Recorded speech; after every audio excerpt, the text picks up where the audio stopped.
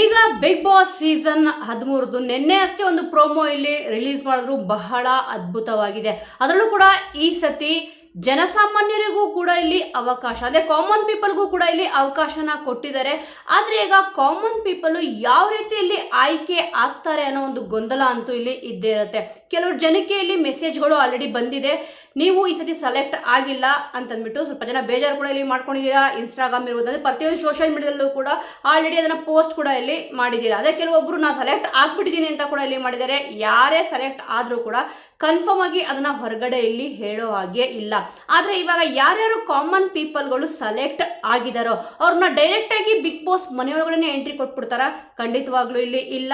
Almost ಈ ಹಿಂದಿನ ವಿಡಿಯೋದಲ್ಲೂ ಕೂಡ ನಾನು ಇಲ್ಲಿ ಹೇಳಿದ್ದೆ, ಅಗ್ನಿ ಪರೀಕ್ಷೆ ಅಂತ ಅಂದ್ಬಿಟ್ಟು ಈ ರೀತಿಯಾಗಿ ಒಂದು ಕಾನ್ಸೆಪ್ಟ್ ನ ತರ್ತಾರೆ. ಈಗ ಆಗಸ್ಟ್ 2ನೇ ತಾರೀಕಿಗೆ ಒಂದು ಪ್ರೋಮೋ ಕೂಡ ಇಲ್ಲಿ ರಿಲೀಸ್ ಆಗಿದೆ. ಅಭಿನಯ ಚಕ್ರವರ್ತಿ, ಕಿಚ್ಚ ಸುದೀಪ್ ಅವರ ಲುಕ್ ಅಂತೂ ಸೂಪರ್ ಆಗಿದೆ, ಸಖತ್ ಆಗಿದೆ ಅಂತ ಕೂಡ ಇಲ್ಲಿ ಪ್ರತಿಯೊಬ್ಬರು ಹಾಡಿ ಹೊಗಳ್ತಿದ್ದಾರೆ. ಅದ್ರ ಜೊತೆಗೆ ಒಂದು ಕ್ಯೂರಿಯಾಸಿಟಿ ಏನಪ್ಪಾ ಅಂತಂದ್ರೆ, ಗಿಲ್ಲಿ ನಟ ಅವರು ಬಿಗ್ ಬಾಸ್ ಸೀಸನ್ 13ಕ್ಕೆ ಇಲ್ಲಿ ಜಡ್ಜ್ ಆಗ್ತಾರೆ ಅಂತಂದ್ಬಿಟ್ಟು ಈಗ ಒಂದು ನ್ಯೂಸ್ ಕೂಡ ಇಲ್ಲಿ ಹೊರಗಡೆ ಬಂದಿದೆ.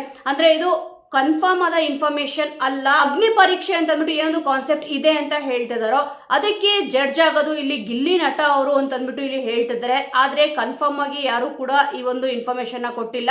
ಸೋಷಿಯಲ್ ಮೀಡಿಯಾದಲ್ಲಿ ಇದು ಹರಿದಾಡ್ತಿರೋ ಸುದ್ದಿ ಅಷ್ಟೇ. ಗಿಲ್ಲಿ ನಟ ಅವರು ಒಬ್ಬರೇ ಅಲ್ಲ, ಗಿಲ್ಲಿ ನಟ ಅವರು ಮತ್ತಿಲ್ಲಿ ಸಂಗೀತ ಶೃಂಗೇರಿ ಅವರು, ವಿನಯ್ ಗೌಡ ಅವರು, 3 ಜನಗಳು ಕೂಡ ಇಲ್ಲಿ ಜಡ್ಜ್ ಆಗ್ತಾರೆ.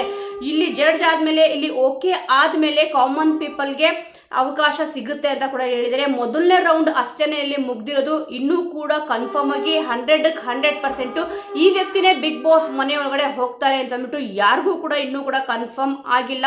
ಆದ್ರೆ ಅಗ್ನಿ ಪರೀಕ್ಷೆ ಅನ್ನೋ ಒಂದು ಕಾನ್ಸೆಪ್ಟ್ ಏನಿದೆ, ಈ ಒಂದು ಅಗ್ನಿ ಪರೀಕ್ಷೆಯಲ್ಲಿ ಜಡ್ಜ್ ಆಗಬಹುದು ಇಲ್ಲಿ ಗಿಲ್ಲಿ ನಟ ಅವರು ಅಂತ ಅಂದ್ಬಿಟ್ಟು ಇಲ್ಲಿ ಹೇಳ್ತಿದ್ದಾರೆ.